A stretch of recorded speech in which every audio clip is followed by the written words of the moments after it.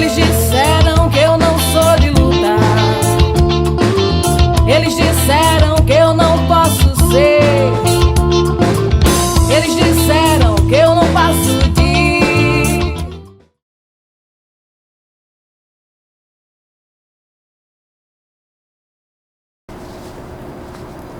Olá, pessoas queridas, sejam todos bem-vindos, bem-vindas, né, ao nosso 31º episódio. Rapaz, a gente trabalha, viu? Trabalhamos bastante. Muito. Estamos aqui, cada dia mais plenas, maravilhosas, cada dia mais inteligentes, com né? certeza. Ainda mais com as companhias que a gente recebe nos nossos episódios, a gente só melhora, né? E hoje o tema maravilhoso, pertinente, necessário, né, Paulinha? O tema que é esse? Filhas, estamos aí com um tema que está bombando. E qual é o nosso tema hoje? A política, a mulher, o papel da mulher na política. E aí a gente vai conversar aqui com a nossa convidada sobre a importância dessa mulher na política e como é que a gente pode estar aí ampliando espaços que possam estar refletindo nos nossos direitos, na ampliação desses direitos.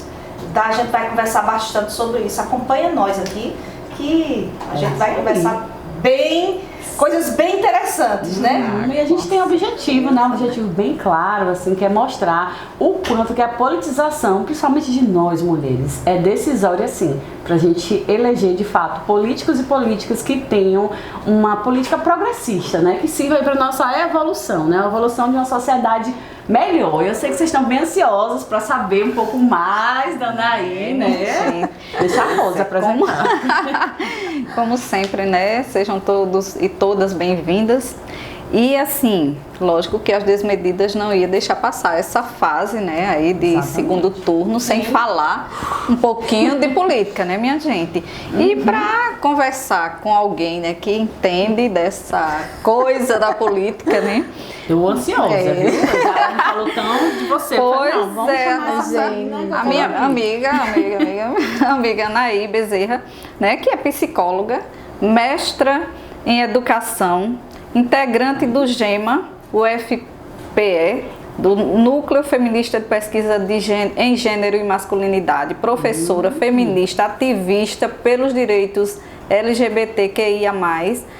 Atualmente, ela está presidindo a primeira gestão do Conselho Municipal de Combate ao Preconceito e Promoção dos Direitos LGBT de Arapiraca, não é isso? Então, assim, ela tem a bagagem. É uma mulher, né? Pois, olha a propaganda. Bem-vinda. Obrigada, gente. Eu que agradeço o convite, né? Eu espero, né, chegar às expectativas de vocês com essa conversa. Pela conversinha aqui de bastidor, eu falei, não, é a mulher, viu? Pois é, né? Eu tô aí, né, ocupando esses espaços, que eu acho que é uma das formas que a gente tem, né, de atuar politicamente, é ocupar os espaços, né? Ocupar os espaços principalmente de discussão, de conversa, de comunicação, de construção de políticas, né, para que a gente consiga aí direcionar, né, as políticas favorecendo a nossa existência, né? A existência das mulheridades na nossa sociedade, que é uma sociedade machista, patriarcal, LGBTfóbica, né, misógina, enfim, tem vários atributos negativos que a gente precisa combater, né? E ocupar esses espaços é uma via que eu utilizo bastante, tanto na academia quanto fora dela, né, no conselho. E é isso aí, vamos conversar um pouquinho também sobre isso, né? Durante já sentiram, né? Sentiram que a mulher veio nos ensinar muito. E a gente e aprender, né, gente? Aprender também, né? É tudo uma troca. Vamos trocar experiências aqui. Né? Eu acho que as desmedidas têm muito isso, né? De ensinar e aprender, porque aí a gente faz essa troca realmente, né? E acho que faz muito sentido pra gente, assim, porque a cada programa a gente sai mais sabida, como a Ellen falou no início, né? Mais sabida, porque são conhecimentos de diversas áreas que a gente tenta trazer para cá. E a partir disso a gente vai ampliando o nosso próprio olhar, né? Porque a gente traz pessoas de várias áreas. Inclusive a gente trouxe até um homem, né? Para mostrar a diversidade mesmo de pensamento. Isso também contribui. Brincadeira. Sempre tem um tonzinho, né, de brincadeira. Pra deixar tudo muito mais, né? Interessante, tem que ter o bom humor, minha gente, porque a gente tá vivendo uma pressão. Essa época política a gente tá vivendo sob pressão, né, Paula? E aí, minha filha, tem que descontrair também, que ninguém aguenta. Ninguém suporta, né, a pressão. E aí vamos fazer a primeira pergunta. Vamos lá, vamos começar, né? Vamos. Recentemente, né, a gente assistiu o filme Formigueiro, a Revolução das Mulheres, é isso? Cotidiana das Mulheres. A Revolução Cotidiana das Mulheres. E assim, eu fiquei muito impactada porque, assim, o filme relata a história de várias mulheres no Brasil inteiro, né? De mulheres que se uniram, que se empoderaram e a partir daí elas construíram realmente uma nova história para elas. E eu acho que esse filme, ele é bem representativo do poder que a gente tem, né? Do poder que a gente tem quando a gente se une a outras mulheres, né? Exatamente. Que a gente sozinha realmente a gente se fragiliza, mas qualquer pessoa, né? Qualquer pessoa que tente lutar sozinho contra uma estrutura, né, de séculos e séculos realmente vai perder feio.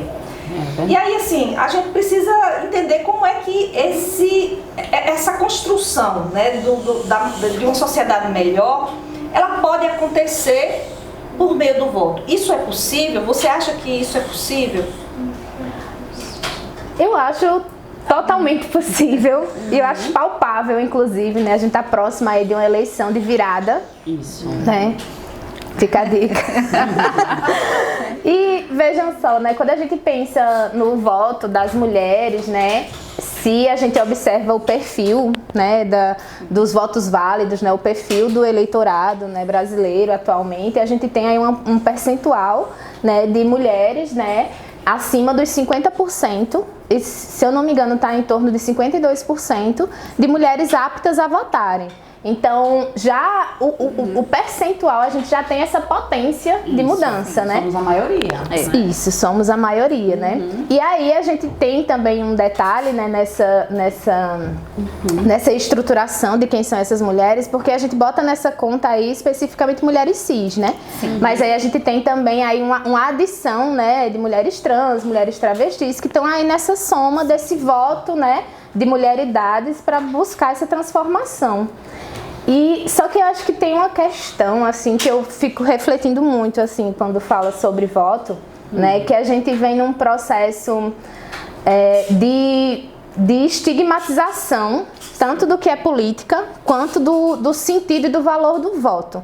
Então é como se a gente ainda não tivesse o entendimento de que o voto é uma ferramenta de transformação e de mudança social. Exatamente. Poderosa. Né? Poderosa. Só me permite uma coisa, né? Hoje, conversando na sala dos professores, as professoras, aí uma professora falou, olha, minha gente, não entenda, tá na fila da votação e uma pessoa foi ligar para outra pessoa, e aí, quem é mesmo que eu devo votar? Como é que a gente simplesmente, a gente tira da gente uma propriedade de definir o nosso futuro e deixa sempre que outras pessoas digam quem é, inclusive posso dizer aqui o quanto que eu, na minha fila de votação eu influenciei e me perguntaram o que eu ia votar, né? E eu disse, e ainda influenciei, porque assim, as pessoas estão esperando, elas chegam para votar sem saber quem vão votar. Sim, né? Porque a gente tem uma... E veja, eu não acho que isso é aleatório.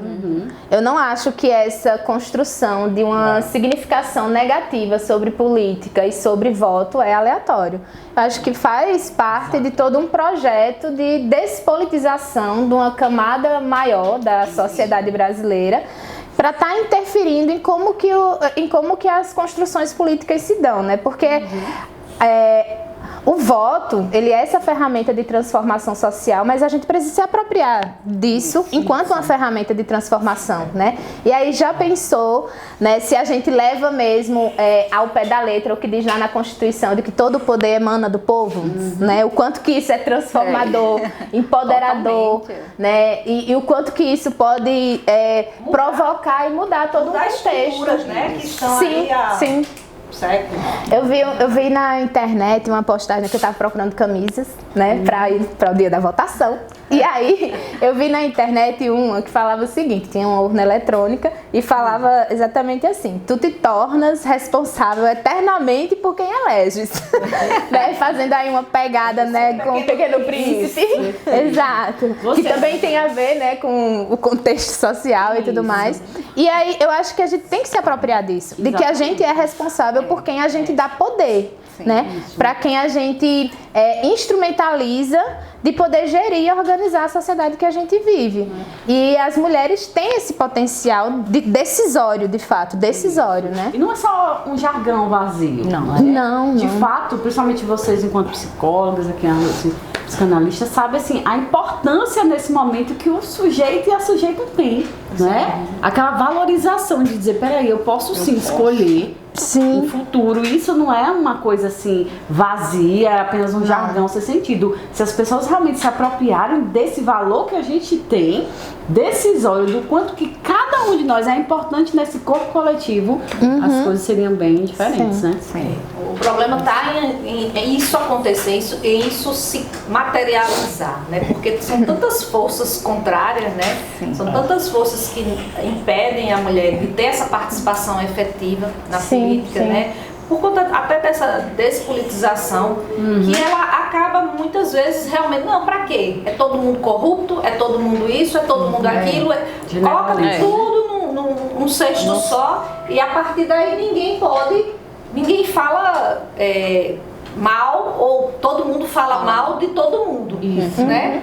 Então, cadê proposta, né? Cadê mudança? Onde é que fica? Não existe. Na cabeça se constrói que vai ser tudo assim e vai continuar sendo sempre assim.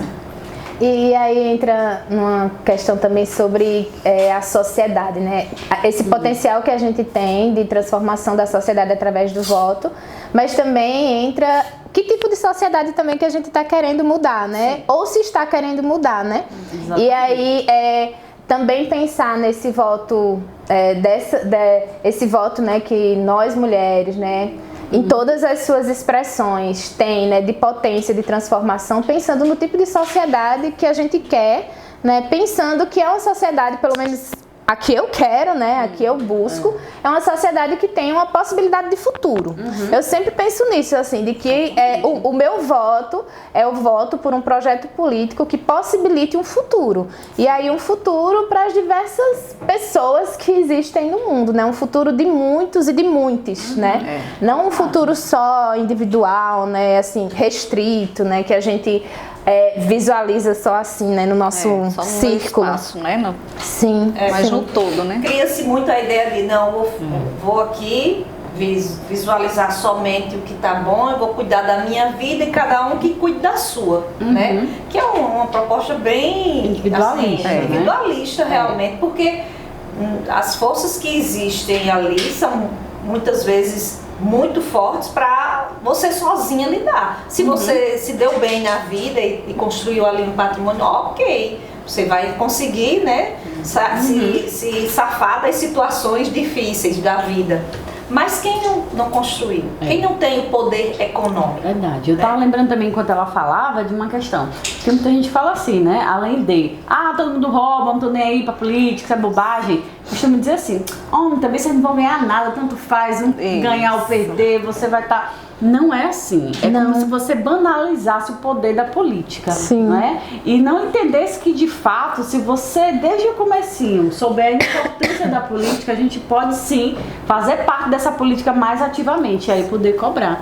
Né? E daí que vem, por exemplo, esse conceito do ser politizado. Por isso que o nosso tema tá bem claro, política brasileira, o poder do voto das mulheres nas eleições de 2022. Então, assim, o quanto que as mulheres serem politizadas, isso é importante, mas alguém pode perguntar assim, peraí, mas qual a diferença? Não somos todos cidadãos, né?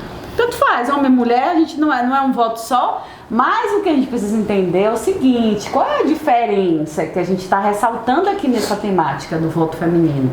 Né, do voto das mulheres, é que o nosso corpo feminino, ele é um corpo que, assim, a gente está muito conectado à história dos movimentos, as nossas lutas pela propriedade do nosso próprio corpo, né? É muito ligado aos movimentos sociais, porque assim, quando a gente luta, por exemplo, por mais direitos, nós mulheres, a gente está se conectando com a sociedade que também respinga na sociedade, né? Que a gente está buscando ali outras pautas que não é só de gênero, é a saúde, é a educação, né? É território, então isso que a gente precisa entender. O quanto que a luta feminina, ela tá ligada também com a luta da sociedade de uma forma geral, então não é individualista, Não. né? É diferente. E aí vem minha perguntinha para a Anaí. Né?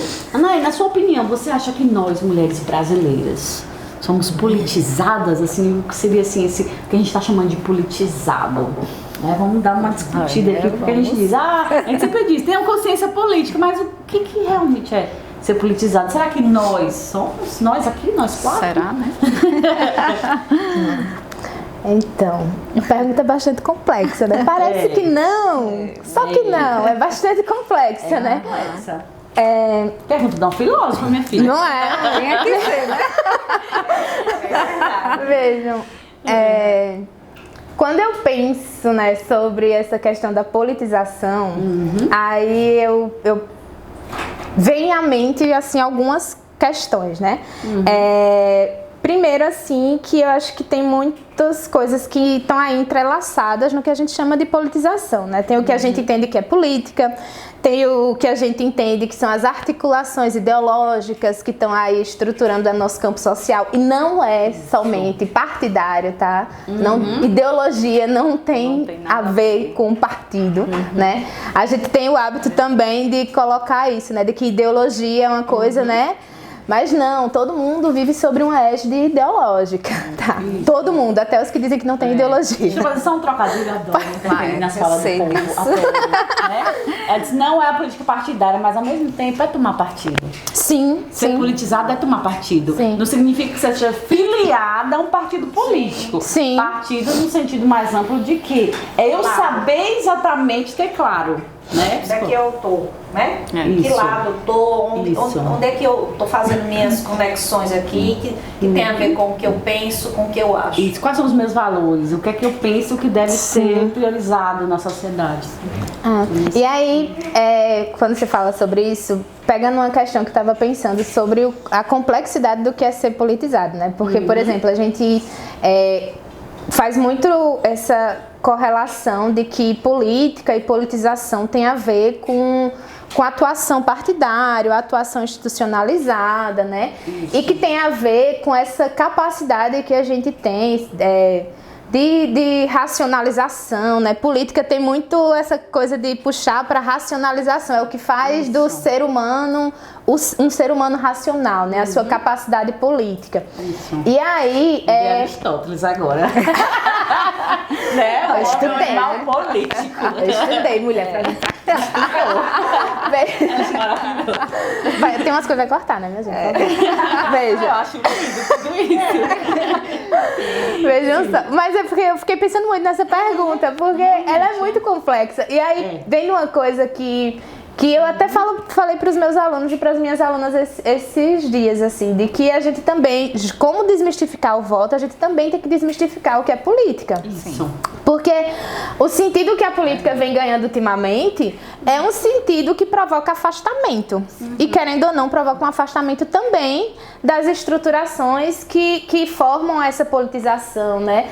E quando a gente adiciona aí questões de gênero, questões étnico-raciais, questões religiosas, econômicas, né? São várias esferas que vão adicionando aí, de que vai provocando afastamento, porque acho que essas pessoas, né, estão dentro desse universo não racionalizado e não politizado. E aí, pensando no povo, sabe o quê? Gente, desculpa, eu já percebi. Não, pode falar que eu tô bem. Eu adoro política, entendeu? Ei, não sei se você já ouviu, Rose. Muita gente acha que ser político, votar em determinado político, sabe por quê? A intenção do meu voto é o que eu vou ganhar com isso. Exatamente. Mas não é um ganhar coletivo que lasca tudo. É um ganhar individual. Não é? Que vai fazer por mim. Isso, por mim, pela minha família, família, né? Não é? E por isso que tem tanta compra de voto mesmo. Isso, porque eu vou votar, porque algo eu vou receber por isso, né? Então, assim, sempre foi assim, e os tempos vão passando, mas não muda, né? Eu te ajudo a ser eleito, mas o que é que você vai me dar? Né? Então, assim, eu acho que cria-se... dar e receber, né? Cria-se muita nas pessoas, principalmente nas pessoas mais simples, a ideia de que eu vou lhe dar isso, então você está me devendo isso. Não, e tem pessoas, Paula, eu assim, só cortando aí tua fala, tem pessoas que me procuraram assim, olha, eu não sei em quem eu voto em, tipo, deputado federal, mas o estadual eu já sei, porque eu sempre votei, desde que ele se elegeu a primeira vez. Entendeu? Por quê? Porque minha filha trabalha em setor fulano e foi ele que colocou. Porque o meu esposo conseguiu se aposentar e foi ele que conseguiu a aposentadoria. Entendeu, minha gente? Então, assim, mesmo que eu não goste das atitudes e do trabalho que esse político faz, mas eu voto nele porque minha filha permanece trabalhando, né? Não, ela não é concursada, ela é contratada, mas ela permanece trabalhando. E meu esposo está aposentado. É uma troca, né? É uma troca. Tem um nome, né? Clientelismo, o nome disso, viu? E aí se a política... Repete, menina. Clientelismo. Sabe que eu sou mulher dos conselhos? Não é meu não, minha gente. É da política. Não é? Porque aí o que enquanto cliente eu vou ganhar aquilo ali, então é uma barganha. Desse jeito não tem como a gente evoluir e ser politizado. Isso não é ser politizado, né? Você tá nessa política de troca, o que é que eu vou ganhar? Qual o meu umbiguinho? Né? Como é que eu vou sair ali ganhando individualmente, não coletivamente? É por isso que a gente tá como tá, minha gente. Não é à toa, não. E tem outra coisa, assim, que tem a ver com essa questão dos ganhos, né, tanto individuais e tudo mais, mas que às vezes a gente não atrela a questão da politização, que é uma coisa que que a gente chama de afetação, né, de afetos, dos afetos que esses ganhos mobilizam, né? Por exemplo, né, quando a gente pensa no voto e quando a gente pensa, né, em como a gente, nas conexões políticas que a gente faz, né, nas estruturas ideológicas que estão ali sustentando a forma como a gente age na sociedade, né, enfim, né, tem a ver com as nossas experiências, né, com o que a gente vivencia e com o que a gente quer sustentar também dessa vivência. Porque aí entra no que eu estava falando no início sobre que às vezes a gente restringe muito o que é política ou a gente estereotipa muito o que é política. E aí a gente acaba desconectando dela essa questão dos afetos e das afetações. Exatamente. De que política também é a forma que como a gente sente as coisas e como a gente percebe as coisas. Isso, acho que é mais ou menos assim. Eu voto em fulano porque eu gosto. Aí a gente se liga muito à emoção, né? Ou, eu não gosto. Por quê? Porque ele falou assim, falou feio, falou grosso, falou... E, infelizmente, muita gente está usando isso politicamente, né? Que, na minha visão, eu vou deixar muito claro que é desfavorável, não é? Por exemplo, o candidato que eu não voto de jeito nenhum, muita gente usa... Né? Enquanto discurso para defender ele, que, gente, é só o jeitinho dele de falar. Então, assim, só porque ele é um pouquinho grosseiro, não significa que não seja ruim. É ruim. É ruim, sim. É ruim, sim. É ruim. É péssimo. É péssimo. É péssimo. Porque, veja, é esse jeitinho de falar que sustenta muitas das atrocidades que estão acontecendo nos últimos anos. Não é uma fala aleatória, não é uma fala desconexa. E são essas falas que mobilizam os afetos. E é uma permissão, né? É uma permissão, porque assim, o que é uma pessoa pública? Uma pessoa pública é aquela que ela está em evidência. Sim. Ela chega em todos os recantos do país através dos meios de comunicação. Referência. Né? Então, ela impacta, ela tem ali o que ela fala reverbera, né? E aí há pessoas que vão se identificar com aquela fala, né? E muitas vezes é uma fala agressiva, uma fala que contém preconceitos. E isso não é uma besteirinha que se diz. Não, porque ela custa milhares de vidas, né? E a gente viu agora com o Covid, né? O que é que uma pessoa que é referência estando à frente de um país pode influenciar tão negativamente tanta gente a se desproteger, né, e morrer por conta do vírus. Isso é... E aí pega na complexidade da pergunta que você fez, que aí eu fico pensando se a gente não poderia, talvez, problematizar um pouco mais de, ao invés de pensar se as mulheres são politizadas, talvez a gente pensar como é que elas estão sendo politizadas. Sim. Né? Porque esses discursos e essas falas, elas vêm de uma boca de uma pessoa, né, que é um representante político, que sempre foi, né? Embora nunca tenha feito nada, mas sempre foi um representante político. Nada, né? é bom. Verdade. Mas e que aí sustenta todo um discurso, né, que inviabiliza a vida de algumas pessoas. E é um discurso que é um discurso de incentivo à violência, é um discurso de incentivo ao ódio. É um discurso de incentivo ao extermínio mesmo de algumas vidas, né? Conecta a emoção de algumas pessoas que já têm essa tendência, não é? E aí pronto, aí endeusam como um herói que eu não entendo bem como é que você pode ser.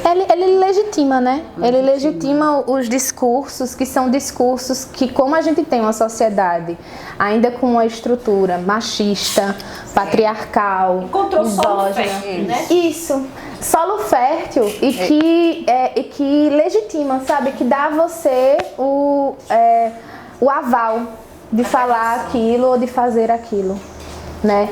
A gente, por exemplo, eu fico pensando, né, como que as pessoas, né, como que as mulheres, né, e aí eu falo de mulheres sempre pensando, né, nas formas de mulheridades possíveis, mas de como que essas mulheres vêm sendo politizadas dentro de um contexto em que um representante político vai lá e fala que eu prefiro ter um filho morto do que um filho gay, né? Eu respeito, mas se eu encontrar na rua eu vou bater, né?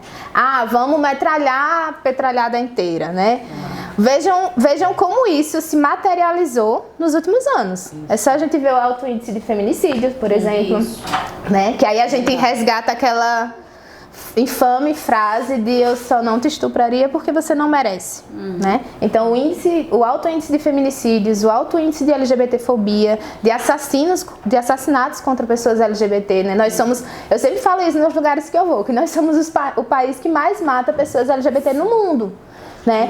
E isso é um retrato de um processo de politização feito a partir de um discurso violento de ódio e de extermínio de algumas pessoas, né? Pessoas como eu, inclusive, né? Que traz aí a ideia de que, peraí, só merece viver quem tá ali naqueles padrões, só é digno, né? Só é respeitado quem tá ali naquela, vamos falar da família tradicional, né? E as pessoas que são diferentes, que se expressam de uma forma diferente, que estão no mundo e ousam ser diferentes, né? Então, acho que essa coisa de politizar as mulheres passa por isso também, pelo como é que a gente está ensinando nas escolas mesmo, as mulheres, a todo mundo,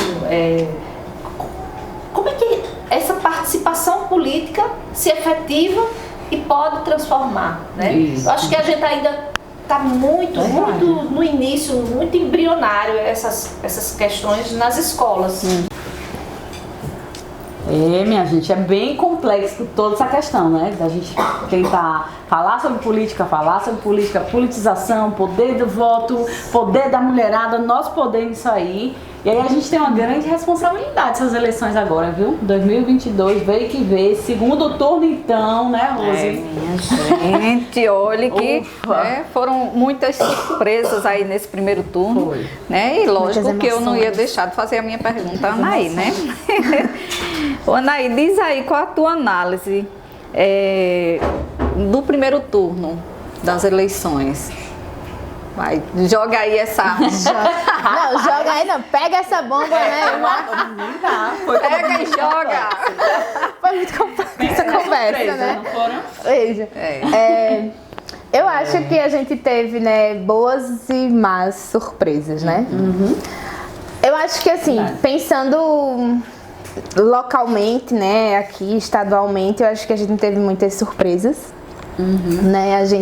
Eu acho que o cenário que se montou estadualmente foi um cenário um pouco já previsto, né? Se a gente pensa nas eleições para o Senado, tem ali, né, 2 cadeiras que foram assumidas e que foram cadeiras que a gente já imaginava, né? A gente tem aí um histórico de perpetuação, né? Então, que a gente já vislumbrava em alguns locais, né? Outra coisa chata, eu acho, desculpa, as pessoas acham que política tem que ser hereditário, né? Ainda estão lá naquela época. É genético. Genético e hereditário. Eu acho que o povo não tem o desejo de mudança. Eu tenho essa ideia de que Talvez medo, né? A neurociência explica um pouco. A neurociência, né? Tem uma coisa que tem uma pessoa que eu sigo no YouTube maravilhosa, que é uma persona, né, de um estudioso, né, que eu não sei se vocês conhecem, da Rita Von Hunt. Sim. Maravilhosa, recomendo a todo mundo, que fala de política, fala dos problemas sociais, fala de como a gente pode intervir na sociedade, enfim, de forma muito simples, né? E bem assim, maravilhosa, muito maravilhosa, adoro. E aí tem um dos vídeos dela que ela fala de como que essas eleições se estruturaram a partir do medo. E aí ela fala sobre medo tanto em relação ao ódio, mas também um medo assim, às vezes incutido por conta de, sempre foi assim, né? Sempre vai ser assim, então, né? É verdade isso. E casa muito com uma conversa que a gente teve no nosso último piquenique, né? Acho que foi no piquenique. Foi. Que a gente falou realmente como as pessoas elas entraram nesse modo primitivo do medo mesmo, né? E ativado nesse modo aí, o que é que as pessoas fazem? Elas se seguram no que elas acham que é o certo, né? E aí o conservadorismo ele se fortalece nesse ambiente, infelizmente, né? Por quê? Porque tudo que é progressista geralmente traz mudanças, né? Mudanças causam um certo medo, né? São ameaçadoras, né? Então esse modo primitivo aí está realmente bem ativado no momento atual. Mas o medo também, eu vejo assim também, que ele também pode ser mobilizador, sabe? De mudanças, assim. E aí vem uma surpresa boa dessas eleições. Que aqui em Alagoas isso não aconteceu, né? Que aí entra uma coisa que eu até fiquei surpresa, né? De a gente não ter conseguido eleger nenhuma mulher, deputada né? federal. Exato. E aí isso demonstra, né? Isso é um retrato, né? De uma estruturação ali também que está se formando, né? Que vem ganhando espaço, né? E vem ascendendo nesses últimos tempos. Mas aí tem uma surpresa boa que eu acho que foi o medo também que mobilizou, né? Que o medo de não ter um futuro que acolha, né? Um futuro que seja acolhedor. E aí, nos nossos vizinhos, por exemplo, né? A gente teve eleições de candidaturas que, para mim, são extremamente significativas, né? A gente teve em Sergipe uma candidatura da primeira mulher trans eleita, né? Que já vinha de uma gestão, né, na vereança, mas aí a gente tem também lá em Pernambuco, né, a gente tem uma candidata também, uma mulher trans, negra, que teve uma votação extremamente expressiva, ela teve mais de 800 mil votos. Nossa, que bom. Então isso nessa atual conjuntura eu considero uma vitória, né? E é também um exemplo, assim, eu acho que a gente tem que se agarrar, sabe? Porque eu lembro que quando saiu, né, o resultado das eleições, muita gente ficou bem apreensiva, porque a gente viu a ascensão, né, de alguns setores da sociedade, né, que são setores muito conservadores, né, que são setores que estão fazendo aí essa ponte direta e se apropriando dos espaços institucionais para proliferar um tipo de ideologia, né, que é uma ideologia que está muito atrelada à questão da religiosidade, da religião, né? Bem Isso, específico. exato, né? E aí isso acaba interferindo diretamente nas demandas que estão sendo acolhidas, né? E aí essa ascensão vem em contrapartida dessas eleições, né? Essa nova configuração desse legislativo com pessoas trans, com mulheres travestis, com mulheres lésbicas. Teve lá em Pernambuco também a eleição da primeira mulher militante do Movimento Sem Terra, uma mulher negra, uma mulher lésbica que vai estar lá dentro também levando essas pautas, né, sustentando essas pautas. E aí eu acho que isso é uma sim, representação indígena, né? Então eu acho que isso foi uma surpresa boa dessas eleições, que mostra pelo menos um horizonte possível, né? E de como a gente pode transformar a nossa sociedade através do voto. Sim. Verdade. Não é? Pois é, gente, mas veja só, esse tema, assim, né, tem muito, como diz minha mãe, né, muito pano para as mangas, né, porque olhe que coisa... Dá vontade de parar. Né? E assim, é a questão da política, né, nós estamos aí nessa fase, né, de segundo turno, uma apreensão imensa, né, e assim, cada um, né, fala da sua dor e pessoas que não podem falar dela, né, que é a questão, né, da política, né, tem algumas pessoas que, né, por profissão não podem estar se expondo, e isso não é bom, e não é fácil também, né, você ter que silenciar algo que você queria gritar para o mundo que você pode também, que é um direito seu. Sim. Então, garantido pela Constituição. Pois é.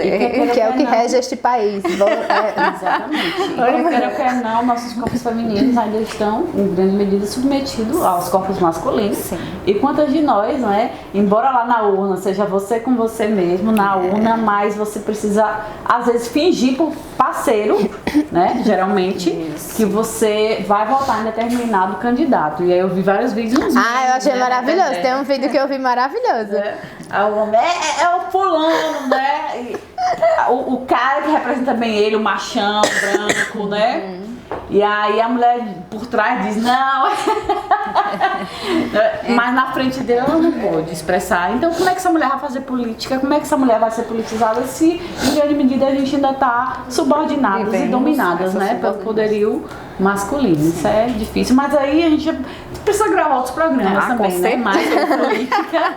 Pois é. Bom, acho que a gente conversou bastante. Foi um papo bem, né? A gente conversa, mas assim, a gente tem que dar encerramento, né? E aí, como mensagem final, né? O que é que você pensa aí desse segundo turno?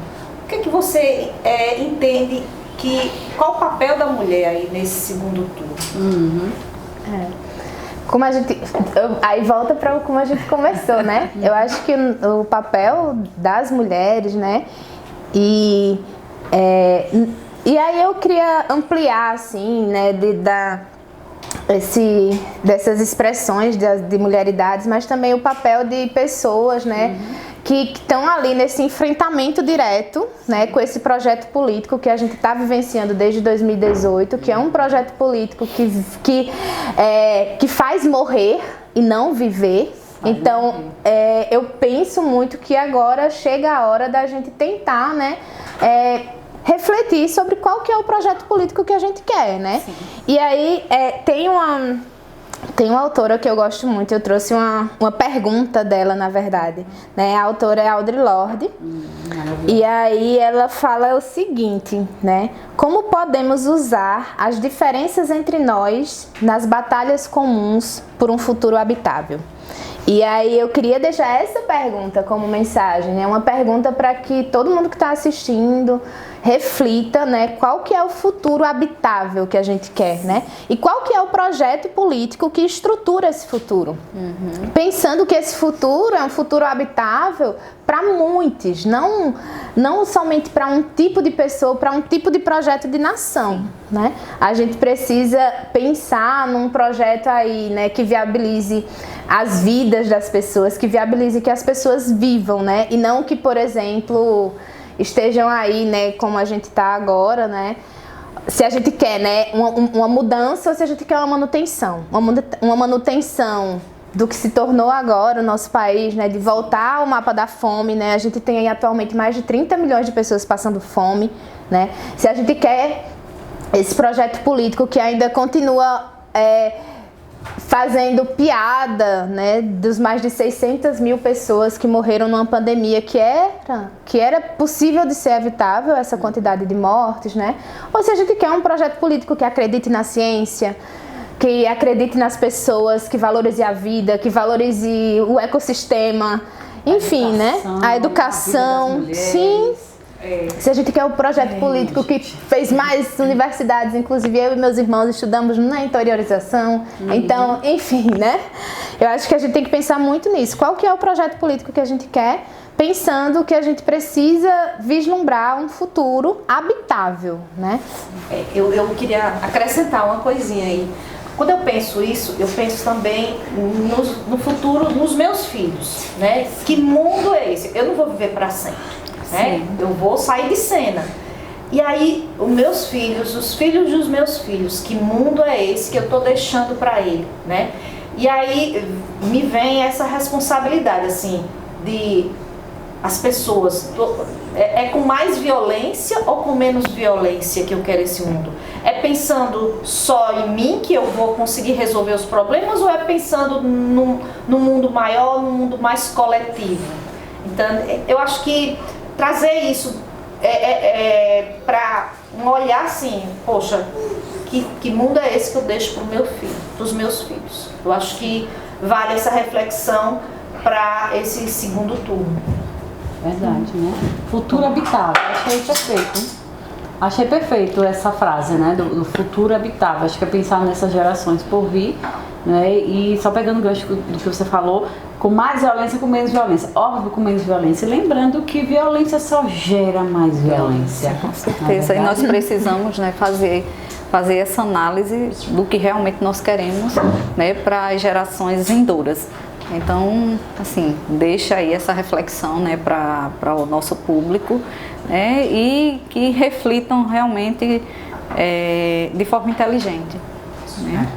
E ânimo. E assim, não percam a esperança.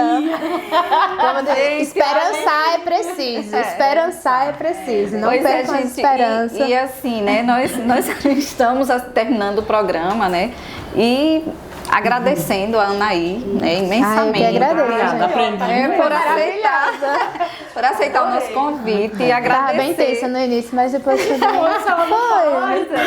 Agradecer ao nosso público, né, que nos acompanha aí nas redes sociais e assim, nem agradecer às minhas parceiras, as desmedidas, né, por me fazer parte desse grupo. É sempre assim. A gente chega, conversa, a gente fica à vontade. É muito gostoso esse papo. Sim. Então, se você quiser vir aqui conversar com a gente, olha, fala ali no Instagram. A gente vai conversando. Com certeza, mas assim, é muito bom, é um bate-papo realmente, né? Assim, é descontraído, não tem nada essa coisa de, né, de pressão de quem sabe mais, não, é uma conversa mesmo, algo assim de mulheres inteligentes que gostam de conversar sobre coisas politizadas, né? Gente, compartilhem, né? Espalhem isso aí para mais pessoas terem acesso a conteúdo de qualidade. E vamos lembrar, assim, né? Que é com muito amor. Muito amor. Mas também é com muita força. Sim. A gente pode sim fazer o mundo melhor. Sim. Né? Vem com a gente. Tchau, Tchau, beijo. Obrigada.